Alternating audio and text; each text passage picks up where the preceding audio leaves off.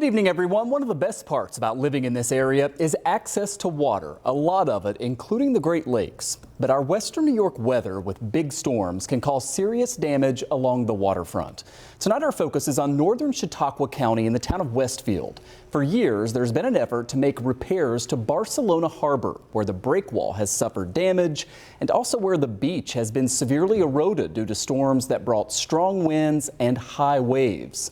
We have a live look at the harbor tonight, where there's going to be a beautiful sunset in just a little bit. Earlier today, federal lawmakers from both sides of the aisle joined local officials there to announce $7.5 million is currently in the next spending bill that's expected to pass Congress. The money would help make sure the previous work done along the waterfront doesn't just get washed away. We do need to repair this aging breakwater in order to keep our harbor functioning. The aging breakwall infrastructure, changing weather patterns, windstorms, high water levels with no protective ice cover have all contributed to the challenging events over this past decade. U.S. Senator Chuck Schumer, a Democrat, joining Republican Congressman Nick Langworthy, both of them saying they'll push for this funding. No doubt local officials are for it as well. And joining me now is Chautauqua County Executive P.J. Wendell. Sir, it's always great to see you. And let me just start with sort of the excitement. We could kind of see it on your face during the news conference there. I know this isn't quite a final deal yet, but we're talking about a significant amount of money to help fix what has turned into a significant problem. Certainly. Last year when the congressman first came in office, he asked me what federal problems we have. And I said, we need to open up the harbor here in Barcelona. We got that accomplished. Again, that bipartisan effort. The congressman led the way. Senator Schumer helped. And now, we have that money hopefully it gets into the budget, and that this remediation to the breakwater and fixing the breakwater will then, prevent this sediment from getting in. So they did the work last year, cleared it out. We just want to make sure that we fix the breakwater now so that sediment doesn't come back in future storms. I think it's always nice to see when you have a Democratic U.S. Senator and a Republican U.S. Congressman working together on something. It would seemingly help you in terms of making sure this does get across the finish line, right? Bipartisan is always the way to go, it seems. Oh, certainly. That's what we foster here in our county, and that's what, it's really what's going to make this work. I think this is a great example of how, things need to happen, and we need to put our differences aside.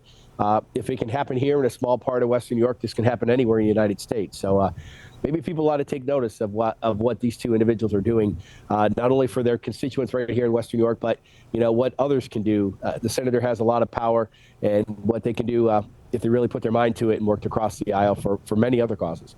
Let's talk about the potential impact of something like this. I mentioned the price tag and how it is significant. Tourism is obviously very important with all waterfront communities. How much do you think this would pay dividends down the road? Oh, it'll pay huge dividends. This harbor, as I said, last year was closed off. It was not a safe harbor, as it's been a safe refuge for many, many years, and they had to pull down the signs. The port and starboard signaling signs to allow people to come in here as a safe harbor. If they came in as a safe harbor, they'd run aground. So it really wouldn't have been safe. So unfortunately, that closed.